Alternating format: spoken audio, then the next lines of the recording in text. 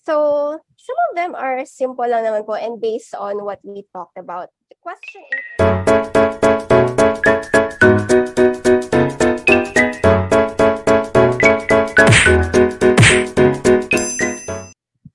so, some of them are simple lang naman po and based on what we talked about.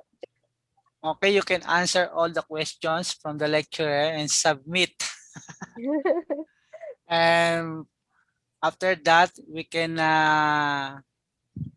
go to the questions, discussions. We have 1 hour more to go. Oo. Okay. Sige po. You can ask, ma'am, for everyone any question Okay. according to your lecture, and then Sige po. they can share their experience, what the race problem in their club existing. Sige po. So, actually, I do want to ask question po from number 8. So, in your opinion, how is Christian discipline different from regular discipline? So, yung ano po, parang assignment, no?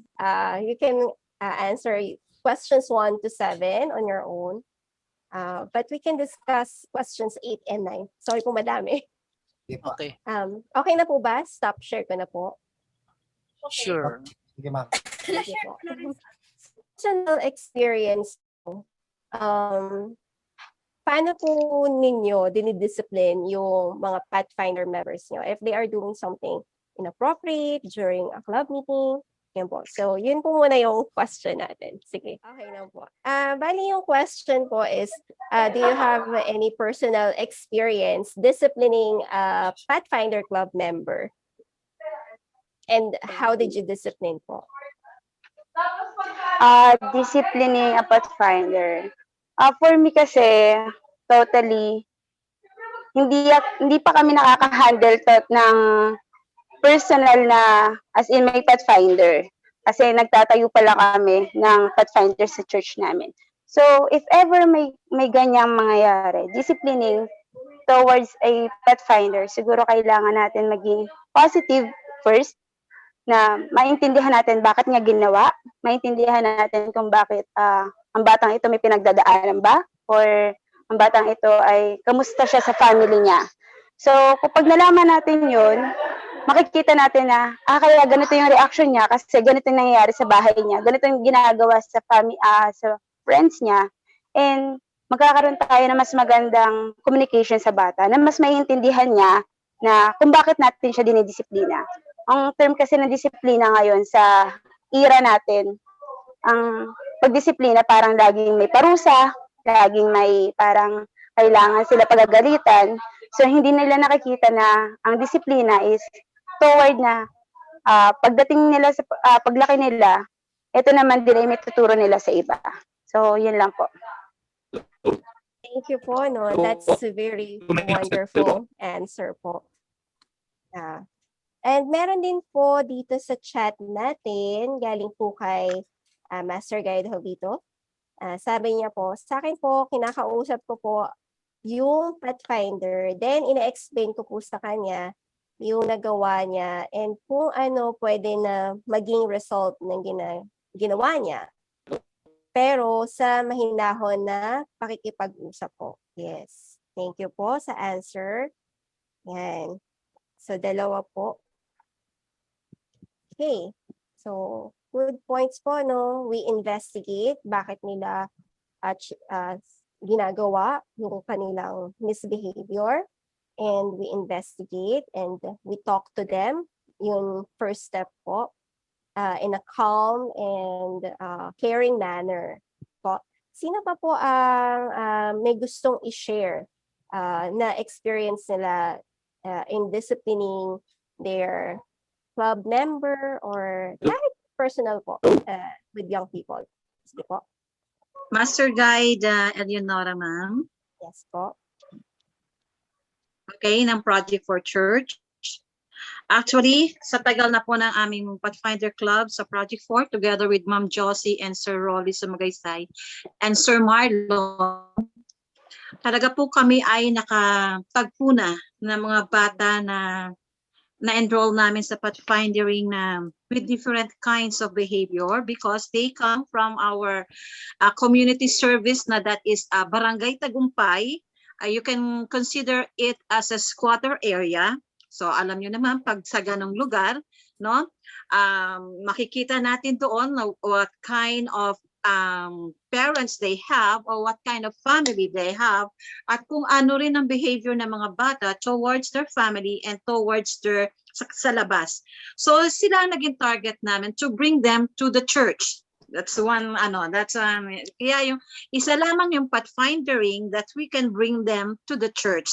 Ang pinakaano namin talaga doon is to teach them, no, ang ating mga sa ating Bible school, vacation Bible school, and then when ito na po yung pathfindering, we knew, kami mga leaders ng church, we knew kung ano talaga ang maaasahan namin sa behavior ng mga bata. No? Kasi hawak namin yung kanilang barangay. So we knew that. So from the start ng aming pathfindering, we explained to them kung ano ba ang Pathfinder Club. No?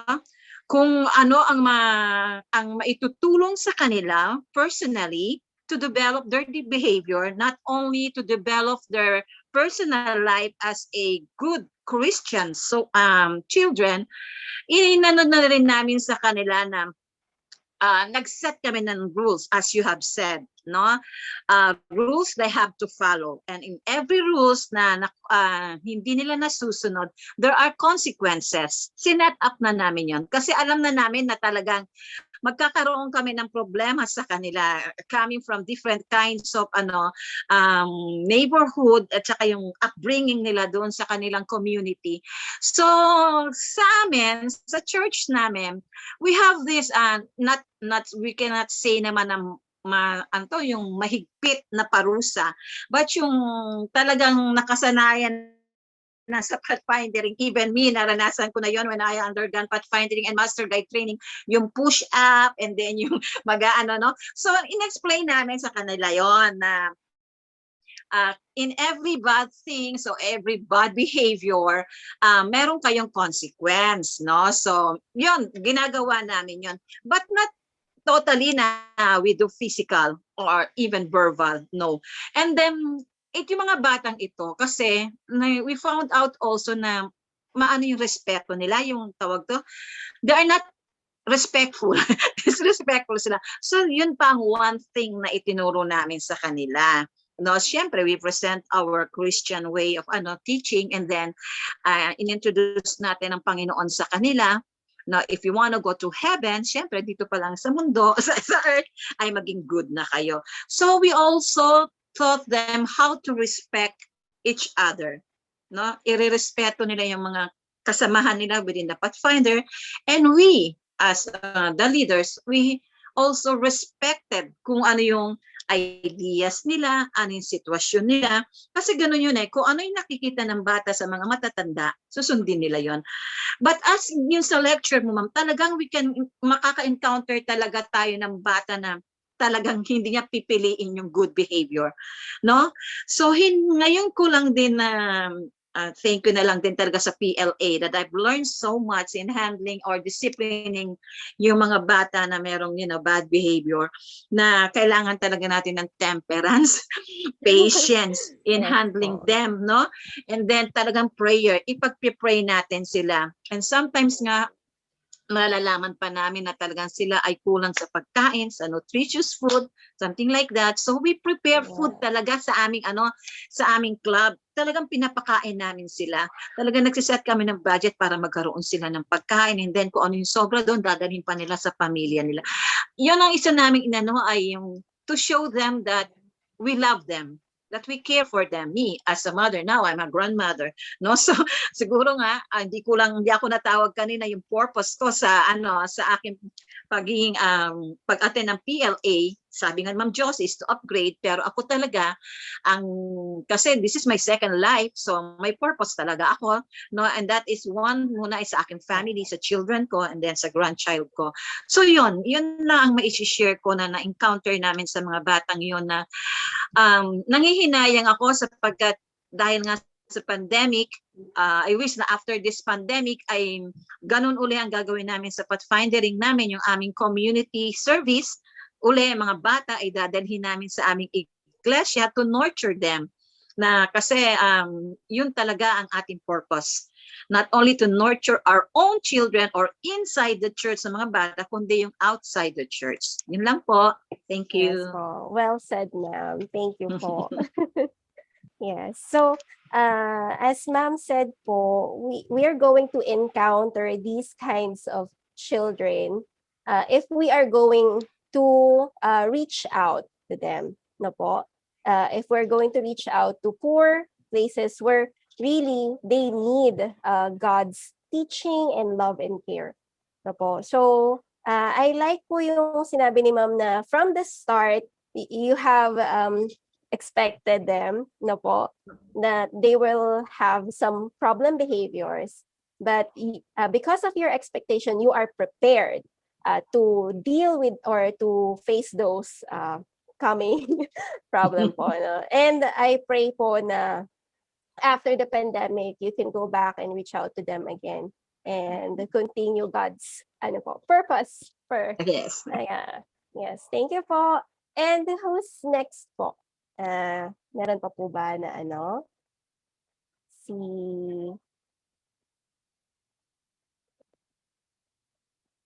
Sino pa po ba may personal or experience po with disciplining their children or club members?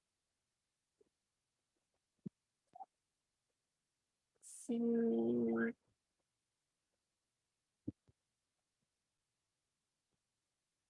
ano po, Master Guide Mark Jacob Garao Yes po. na ano po ba? Ayan. Sir, meron po ba kayong experience, do you have an experience disciplining young children or club members? In particular, I do not encounter such inappropriate behavior wherein kailangan ko talaga yung discipline. Pero I'd like to ask question if it's okay po. If there is Sure, an sure. instance po that there is an inappropriate behavior and I need to act on it as immediately as possible. Say for example po, I only have a minute or two to talk to that person po. And then, kasi there are instances like kailangan po talaga siyang kausapin. And then, otherwise, I may not have the opportunity once again to meet that person. Let's say I for like that day lang po. And then the following day, baka mag-iba yung circumstances. May I know po kung ano po yung mga importanteng bagay na sasabihin po immediately or ano po yung mga importante if let's say that I have only at least 30 seconds or 1 minute to just talk to that person kasi po step one right like verbal. So what would be the most crucial things to say to that person in terms of discipline? Oh, that's a good question po, no, sir. The challenge there is you have limited time. And the question is it the first time that the child misbehaved? Or is it a recurring problem with that person or child? I would like to see po from both sides. Pero I From think both sides. most prevalent would be the the latter which would be kapag paulit-ulit na po. And then I would not always have that opportunity. For example, ganun po. So what are the most crucial things to say within just a short amount of time?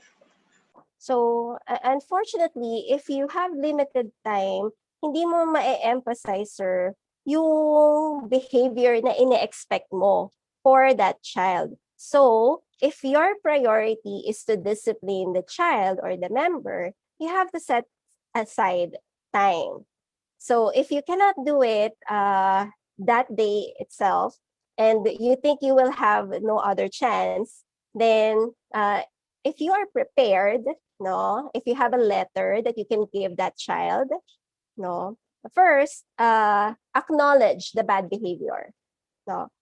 You have to point it out para maintindihan niya that that is not acceptable, no. So once you did that, and if you have a letter or a note for that child, just simply you can even ask the child to pray with you, so that next time he or she will choose a better behavior.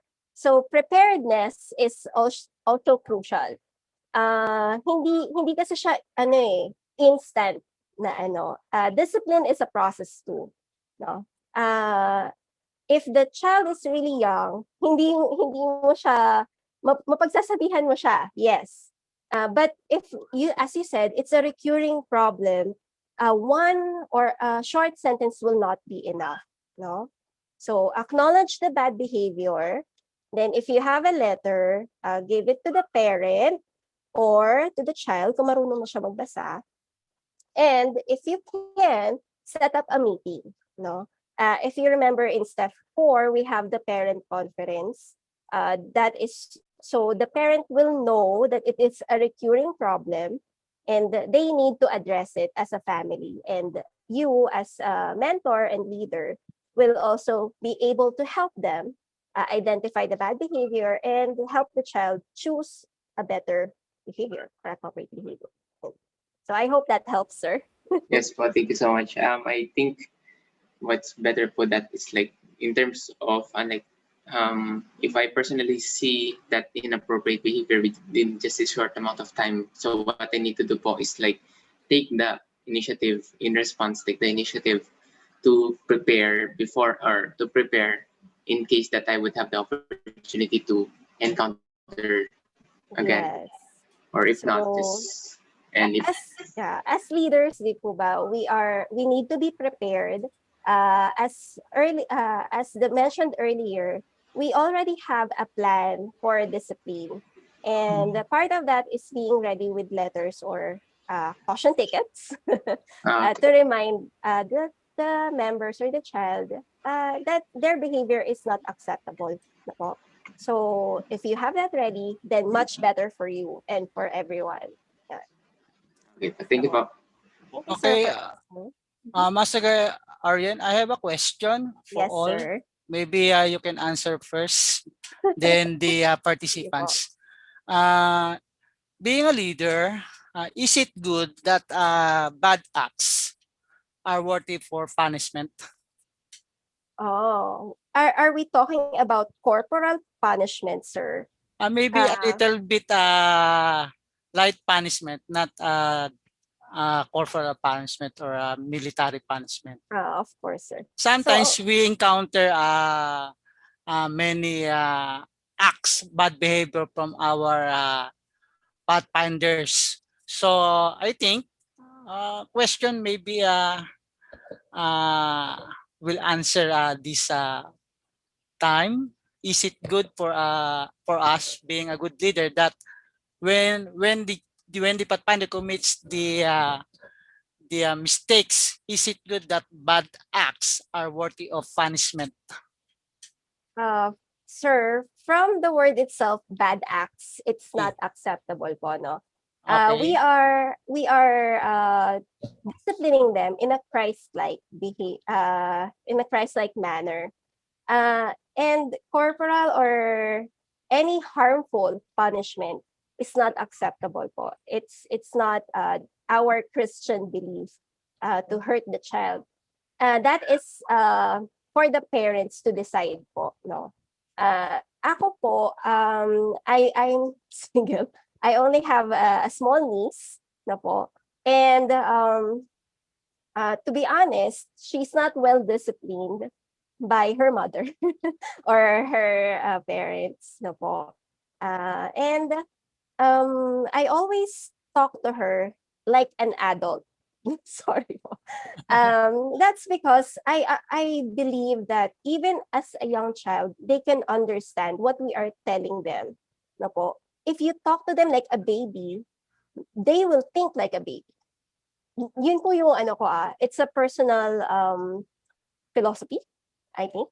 But when I talk to my niece na po, I explained to her what she did wrong. And that is not something that we want her to do, especially when she grows up. So usually po, I give her time out. So I separate her from the family members.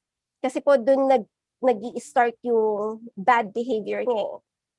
She wants to get what she wants.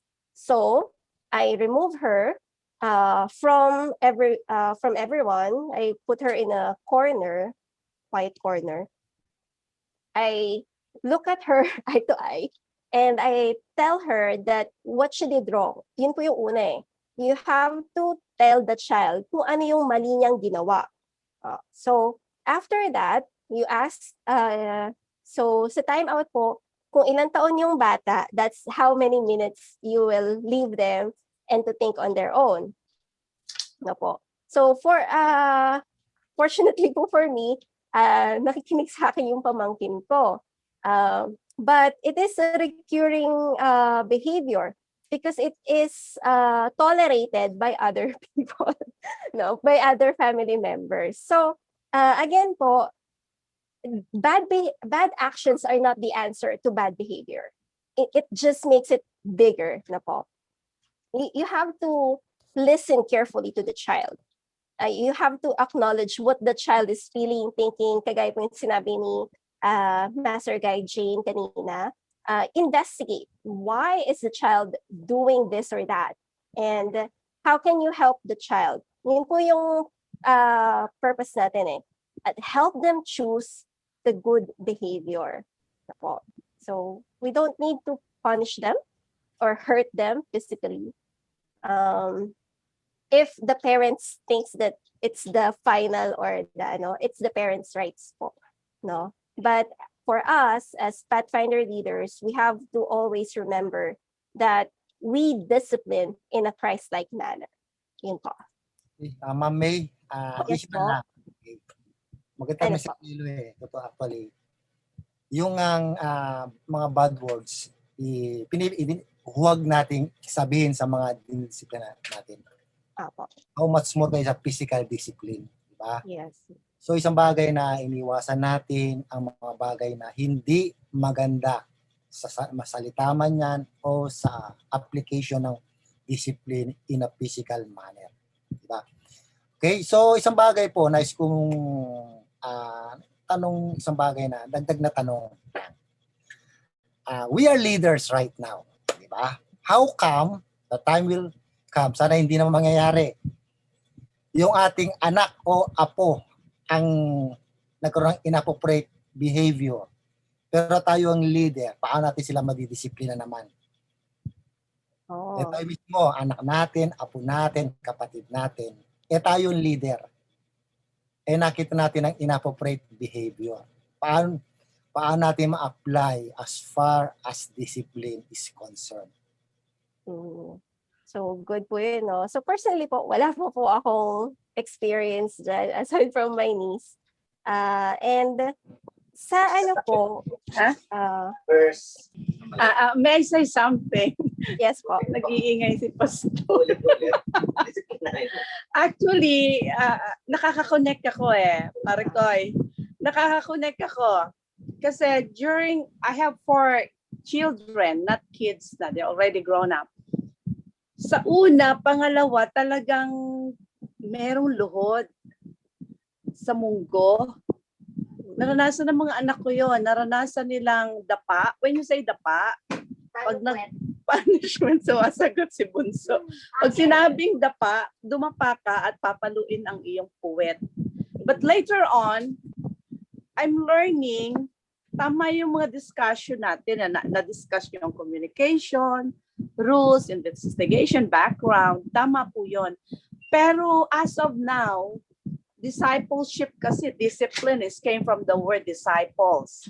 When learning, kasi nga, kahit tumatanda, nag-learn tayo. Ang pinaka-the best na nakita ko in making discipleship for disciple, lalo sa anak at mga apo.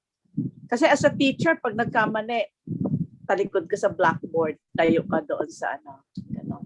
Pero ang nakita ko po, at my young age, young age today, mas the best ang may rules ka, and then yung punishment, hindi punishment na kundi, pag nagkamali ka, you are going to memorize the book of the Bible. Pag nagkamali ka, kinakailangan i-memorize mo ang the Lord's Prayer. Yun yung mga positive na nakita ko, at my time now na effective, na they are learning and they know na mali yung ginawa nila, then you give punishment na okay, dahil nagkamali ka, you recite the Proverbs 23, the Beatitudes, the Matthew, na-learn ko na discipline mo, but they are learning. Yun po yung ano ko sa aking mga anak. So siguro, pare ko, sa apo ko na lang yun maituturo kasi matanda na sila. Thank you so much. Thank you po, Thank you Ma'am very much. Edna.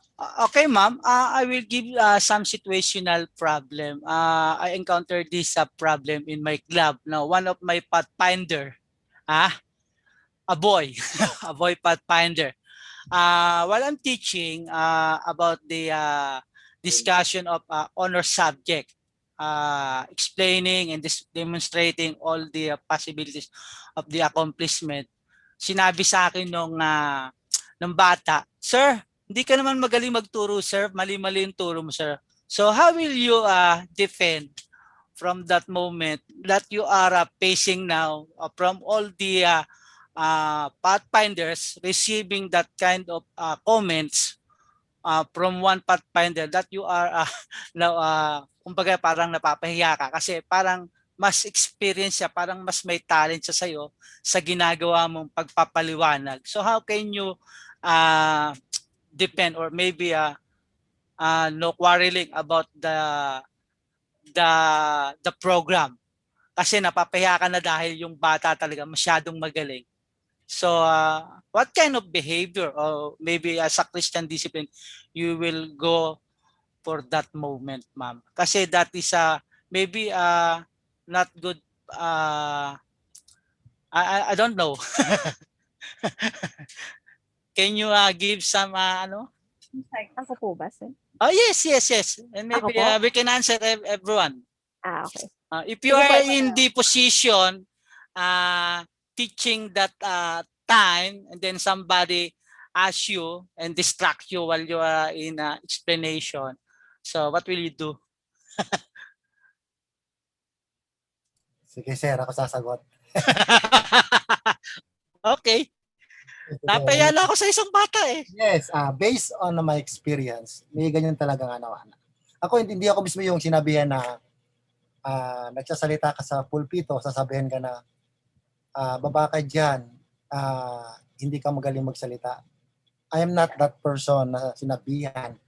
Pero nakita ko na-witness ko yung sinabihan na baba ka sa pulpito, hindi ka magaling magsalita, mas magaling pa ako sa'yo.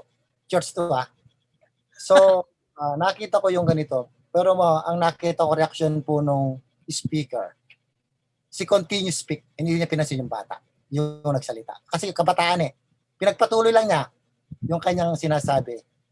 So, sabi ko sa aking sarili, this man is full of spirit. Bakit?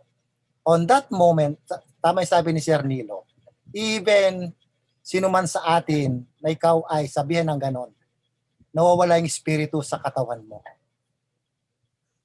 And then, pagkatapos nagsalita, sabi ko, tinanong ko yung speaker, Sir, parang hinangaan kita sa ginawa mo. Bakit? Kasi hindi ka nagpadala sa iyong emotion. On that moment, yung bata ay kinausap nung speaker. Pagkatapos, pero hindi publicly. Pinatawag niya yung bata, secretly kinausap niya. I don't know what happened, discipline they had. So, yung part na yun, Sir Nilo, it's embarrassing moment to tutusin kahit sino, di ba? Unforgettable experience kahit sino. Kahit nag-lecture tayo sa master guide, kahit sa church tayo, you are a leader. Sasabihan ka ng ganun, kahit sino. Mag-iba yung emotion mo pag ano sitwasyon. Kaya tayo mismo, sabi nga rito, tinuturan tayong mag-control sa ating sarili. Di ba kapag nagdidisiplina tayo, bisan parang ano na mamayani sa'yo? Di ba, galit? Di ba? Kahit teacher ka pa Di ba, Ma'am May? Yes po, sir. Napuno ka na, Number one enemy po. diba? Sarili mo, di ba? Makontrol ang emotion mo. Yeah. How much more kaya sinasabi ni Sir Nilo, mapahiya ka pa in public, di ba? So, ito yung dapat tayo mga leader, dapat dito nga tayo tinuturon. Kapag tayo ay gusto magdisiplina, dapat una mo nating disiplinahin ang ating sarili. Diba? Paano tayo mag-control ng ating temperance, dapat tayo mismo. Kasi kung in that moment, sabi nga ni Sir Nilo, pinatulan mo yun, nagsabi sa'yo, tapos sabi niya, you are not a good leader. Diba? So, may time na yung batang pwedeng kausapin siya sa ginawa niya, tama o mali. Kung siya sabihin, dapat hindi sa ganung public. Kung sabi mo sa kanya, balik rin natin, ikaw ang nakatayo doon. Ako magsasalita ng ganyan sa iyo, ano maramdaman mo? Isang bagay na tayo ay bilang mga leader sa disiplina, tayo ay natututo at natututo rin yung mga taong nakakita sa atin. So, yan lang para sa akin ang nakikita ko magandang solusyon. Actually, sir, talagang mali talaga yung inserting ko kasi I'm teaching about basketry. Yung bata siguro talaga, business siguro nila yung basketry. So, nag-insert ako ng isang parang part. Okay, you will insert here and then after that, you can skip to. Tapos nakita ng bata parang mali. So, ang nangyari, nagtawanan yung mga pathfinders ko. So, ang ginawa ko, instead na magalit ako, ay di nagngiti na lang ako. Ay, ganun ba? Mali ba ako? Teka muna, ikaw magtuturo. Hali, tulungan mo nga ako. Ganun na lang. Siguro, pero talaga napahiya ka na nun. So, as a leader, what will you do now after that? Kakausapin mo ba yung bata na sasabihin mo, wag ganun. Ganun ba? Bata yun eh. So Don, what kind of discipline will you share about the little child? So that is my questions. Siguro para sa ganung sitwasyon, Sir Nilo, it's better, i-apply natin siguro yung ating, kaya itong lecture natin ngayon, di ba? Yung i-apply natin, kaya ito, by means of this lecture, we have learned so much the proper way of discipline. Okay. Diba? Isang bagay na kami pakita natin sa kanya. And then, kapag hindi pa rin siya nakinig, di ba, may mga step by step na gagawin, gagawa nga ng isang letter para sa magulang. Pag hindi pa nakinig, kakusapin ko sa aming magulang. Alam mo, ito sa school, ganito rin sa school di ba? Yung step na to, pareho lang Kasi ka pwedeng, di ba yung gagawa ng hakbang ng punishment o any punishment without the consent of the parents. Kasi magtatanong, anong ginawa ng anak? Pagkakamali niya. So it's one way na dapat nating matutunan. So, kaya nga, thank you very much for this mga lecture na refresh tayo, di ba? So, alam natin ang tamang gawin pagdating sa ganyan. Mag-handle ang ganyan. Okay, this is one more experience during the camp training, mga leaders, mga PLA participant. I observed this. One of the parents is very angry with her niece. Kinurot niya dito sa may tabi ng bewang ba? Bewang ba ang tawag yan, yung kinurot? At yung pagkurot niya in front of many pathfinders talaga, siguro nagtatayo sila ng tent and then suddenly naitulak yata nung isang pathfinders na naghaharutan, naitulak yung mga kasama, nasagi yung tent, nabali yung tent. And then after that, nagalit yung parang guardian. And then kinurot dito sa may bewang. Ang pagkurot niya, hindi naman kurot, talagang parang pinilipit pa. Umangat yung yung paan niya So nakita ng marami, kawawa yung bata. Then natulala, natahimik lahat. So ikaw bilang leader, ano ang pwede mong i-advise sa pathfinder at saka sa parents na nangurot. So sa ganung sitwasyon, hindi ko masasabing mali or tama kasi wala talaga akong maisasagot doon kasi parang that is family matters na kasi ganun. Kaya lang parang sa mata kasi ng mga members and pathfinders, parang hindi siya good Christian looks para sa ganung mga pamamaraan. And we don't know how to appreciate that moment kasi medyo talagang mismo ako parang nasaktan din, naiiyak ako sa ginawa ng guardian doon sa pathfinder. Sa kakulitan lang siguro. So yun yung mga question. Nag-camping yung mga nanay at gari walang isama sa camping kasi nagpayan.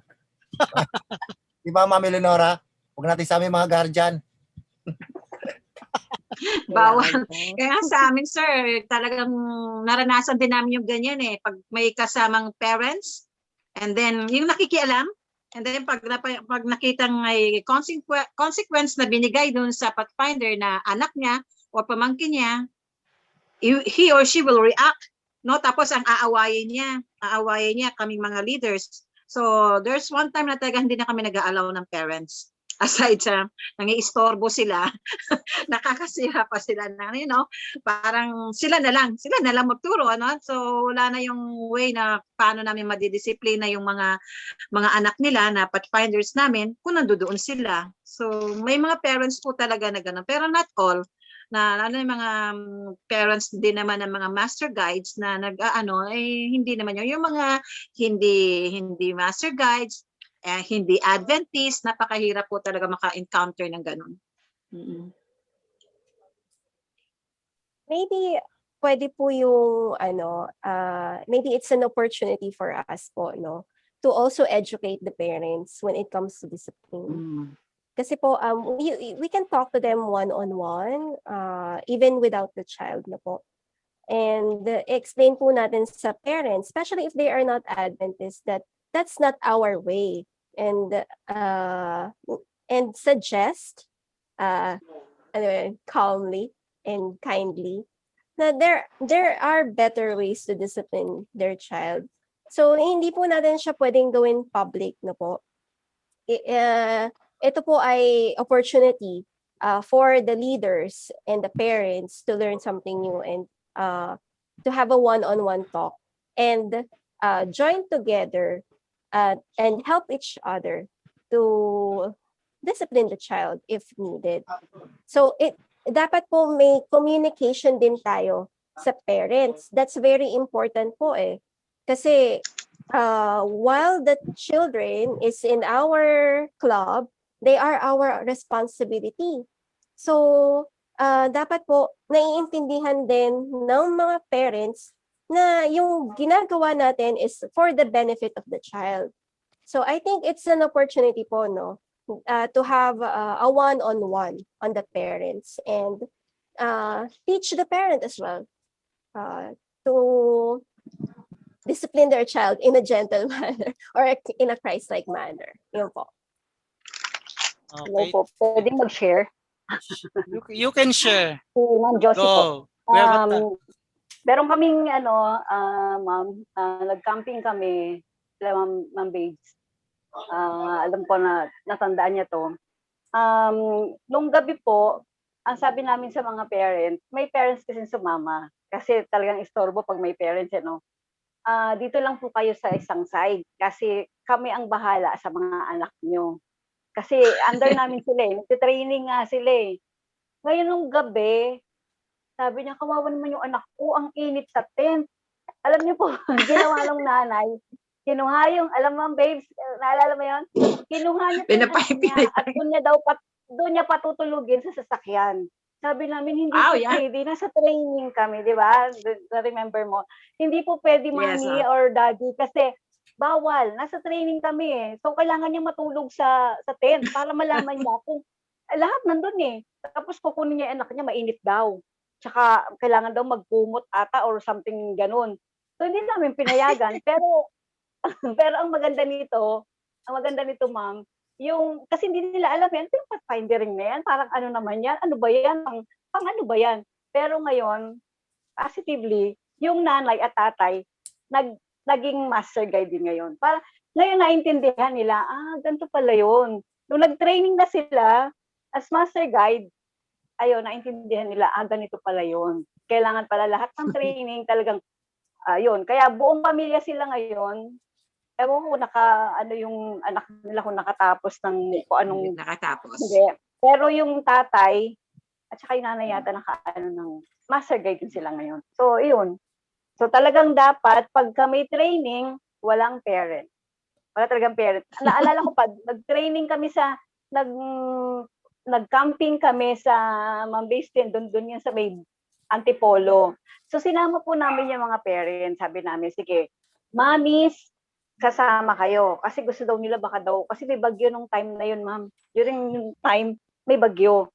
Sige po, isasama namin kayo, pero walang makikialam. kahit isa sa inyo, kung anong gagawin namin sa anak niyo, diyan lang kayo. Sige po, sige po. Dito sila sa kabilang side, dito naman yung kabilang. Eh nung ano na, yung time na yun na parang ano ba yun, yung ano sila sa putik. Eh yung alam niyo yun, yung commando crawl ba yun? Yung ano sila sa putik. Yung isang anak niya, yung isang may anak, ayoko, tumakbo, ayaw niya, parang nasusuka daw siya na ano siya sa putik. Eh sa lahat ng bata, ang saya nila.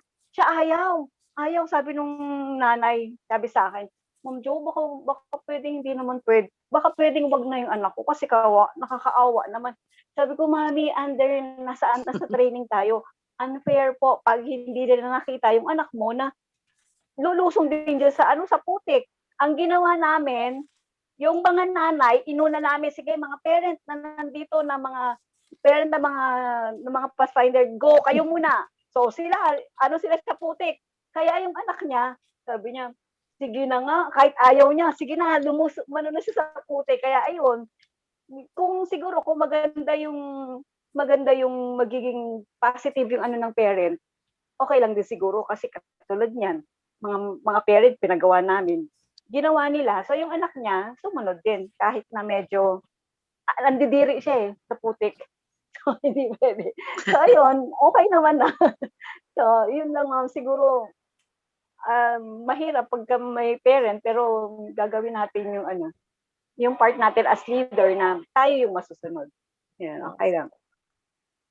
Maganda po siguro, no, kung if we cannot avoid po na sasama yung parents, meron din silang pledge form na hindi sila makikialam sa training mismo. Or they can take part na po, as you mentioned, ma'am. So, pwede sila mauna muna, parang follow the leader sila ng mga anak nila. So, meron Okay. po ba yun? Consent point? Okay, is there any question from our lecturer? Kung medyo wala na kayong sasabihin, Sir, meron lang akong we can additional, proceed to sir. the administrative program. Yes, sir. May additional lang ako. I'm Okay. learning from the talk that we have. Natuwa ako dun kay ma'am, yung last na nagsalita. Parang nakurot ang puso ko. Kasi I do it nung kami nag-survival sa Maragondon. Nung kami survival, so ibig sabihin, walang bihis for the 4 days. Yung suot mo, yun lang ganatapos. Pero yung gabi, itong bunso namin, kasama namin sa survival camp, ay wala talaga siyang as in nanginginig na siya doon siya sa kabilang So as a mother, I know the principle. Giniginaw na siya. Pero si pastor po, hindi talaga siya nakapigil. Dinalhan niya ng sleeping bag. So sabi ko kay Dad, sabi ko gano'n, sa ganito, dapat no feelings. Kailangan wala kang feelings. Yan yung na-learn ko doon sa camping na yon. Kasi, syempre, medyo maambon. Tapos, wala siyang kumot. As in, wala siya. Tapos, nandun ka. Pero, you are one of the leader of the group. Kaya lang kami sumama doon because of her. So, ang ginawa namin, sir, tiniis ko talaga as a mother. Tiniis ko talaga kasi I know the principle. Pero yung husband ko, hindi niya talaga natiis. Kaya pagbalik niya doon sa tent namin, sabi ko, when it comes to this situation, sabi ko, as a parents, dapat wala tayong feeling. Sabi ko, itanggalin muna natin yung feeling kasi that is part of their training. Kasalanan niya, hindi siya nagdala ng kumot. Hindi din natin kasalanan. So, part of their motivation. Pero, Ma'am, I know the parents, you know the feeling. Pero yung isang natutunan ko doon, ay pinag-pray ko na lang siya, Lord, give the angels to cover her. And then, sabi kong ganon, dapat may natutunan siya doon. So, challenge din ako doon as a mother. Pero I learned that sa ganong sitwasyon, dapat ang mga parents, ma-educate, tama yung sinasabi niyo, may rules at kinakailangan alam nila kung ano hanggang saan lang sila. And then dapat talaga walang feeling. Thank you so much. I'm learning from you. Amen po. Thank you po. Nice.